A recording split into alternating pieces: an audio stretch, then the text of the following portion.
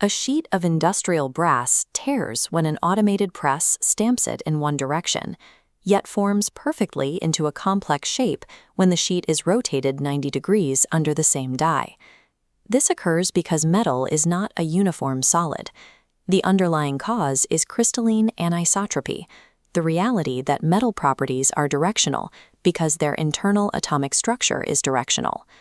Resolving a structural failure on the factory floor requires mapping the invisible, microscopic orientation of the metal's individual grains. This is the macroscopic sample coordinate system, defining physical sheet metal along normal, rolling, and transverse directions. Inside that sheet sits a microscopic crystal coordinate system governing the unit cell, plotted along its own 100, 010, and 001 axes. Texture is the phenomenon where these microscopic axes abandon a random distribution and adopt preferred alignments relative to the macroscopic sample axes. Mapping the precise intersection of these two distinct dimensional spaces allows engineers to correlate the physical orientation of the crystal with the sample's geometry. Material evolution begins with the cube texture. During thermal recrystallization, the internal cell perfectly aligns with the sample's outer boundaries. Mathematically, this baseline is an orientation array in the form of an identity matrix, representing 0 degrees of rotation. This state serves as the mathematical anchor. All subsequent deformations and rotations applied to the metal will be measured against this undeflected baseline. When processing forces are applied, the crystal adapts. In the Goss texture, also known as cube on edge, the internal hexagon shifts, so its 110 plane normal points upward. This represents a 45-degree rotation around one axis, locking the crystalline structure into a new alignment.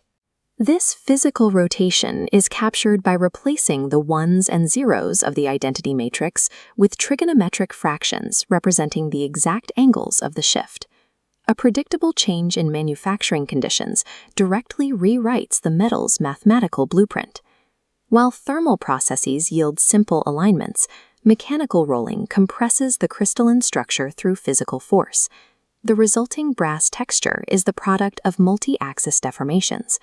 First, the unit cell is forced to rotate 35 degrees around the normal axis.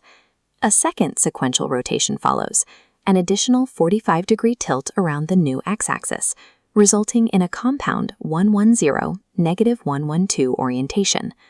Rolling operations drive the unit cell through successive multi-axis rotations that establish a new microstructural symmetry.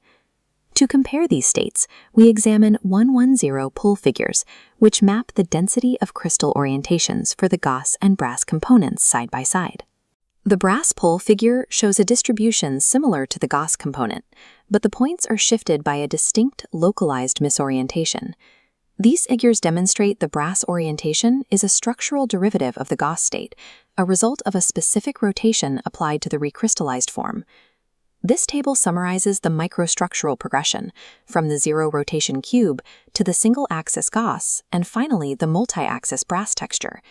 Scanning down the Collins pairs the microstructural geometry with its physical origin, linking mathematical Euler angles to thermal recrystallization or mechanical rolling.